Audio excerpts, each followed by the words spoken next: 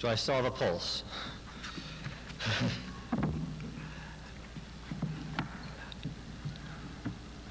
We, the class of 1987, have spent approximately 14,715 hours in our school lives, about 3,240 of those in high school. We've got about an hour and a half left. About 1/100th of 1%. Makes you feel sort of old, doesn't it? Our public education, believe it or not, is finally over. We're now going to move into the working world. Some of us first going through college, some not.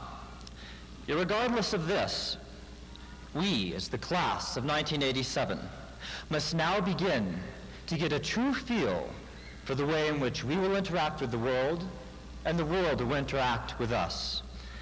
The way in which this interaction works out, so to speak, will determine whether or not we are successful. But what exactly is success? Everyone talks about it. It's supposedly the reason why we all went to this school in the first place. It's the reason for getting a job, other than eating and the like.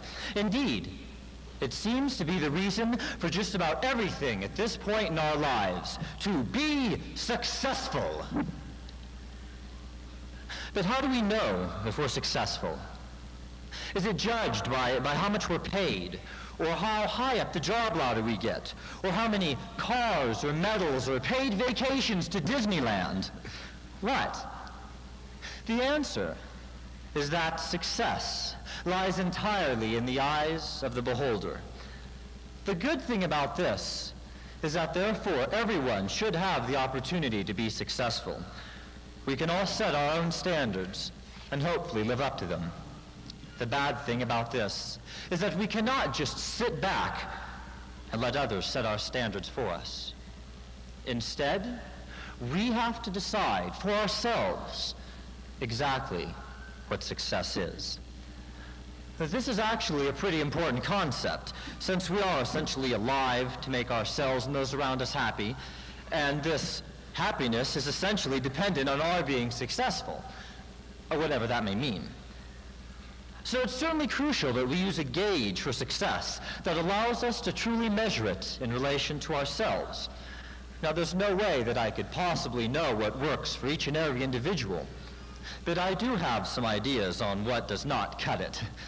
Money is, as a rule, a pretty poor way to determine if you're successful or not, although every show from Dynasty to Lifestyles of the Rich and Famous seems to think it is our reason for existing.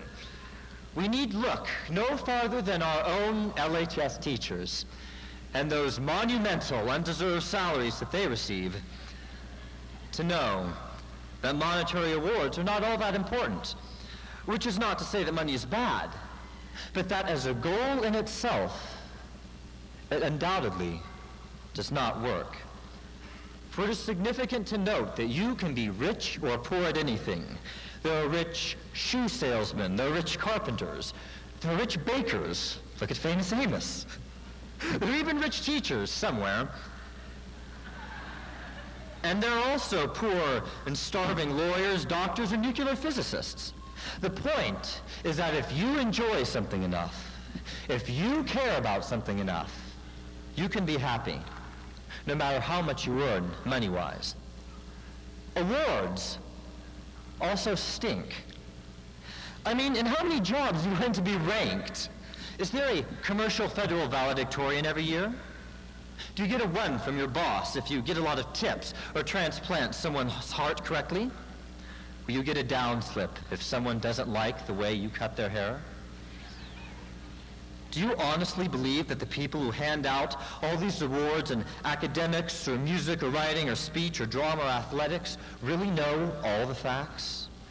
Winning can be nice, can be great, but it's too often carried too far. If you live your life for it, you're in for a big disappointment. We cannot allow ourselves to place winning over learning in our school activities. For when we do, our education is no longer serving us, but instead serves itself. Competition begins to exist for the purpose of bringing awards to an organization or a club, instead of improving our own abilities. In reality, it is both what we do and what we win that determines success.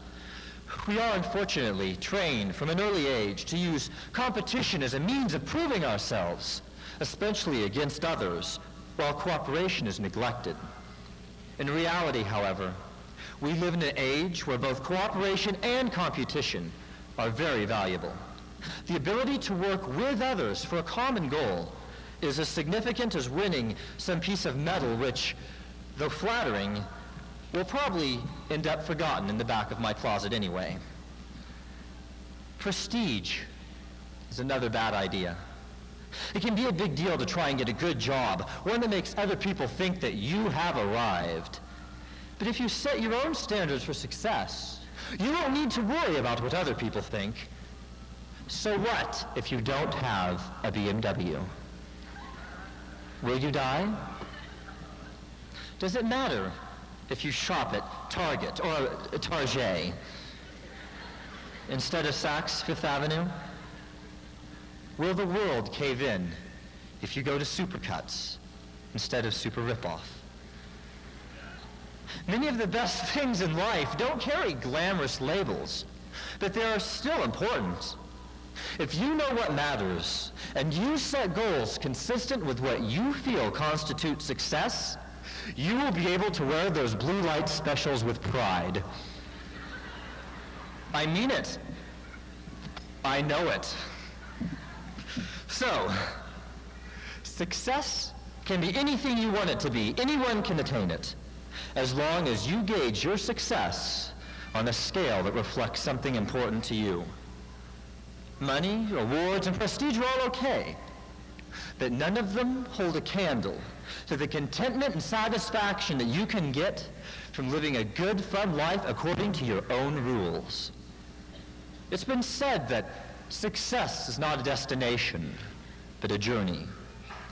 As long as you set your sights in the right direction, your own direction, you are bound to find that path, the path to your own personal success. Thank you.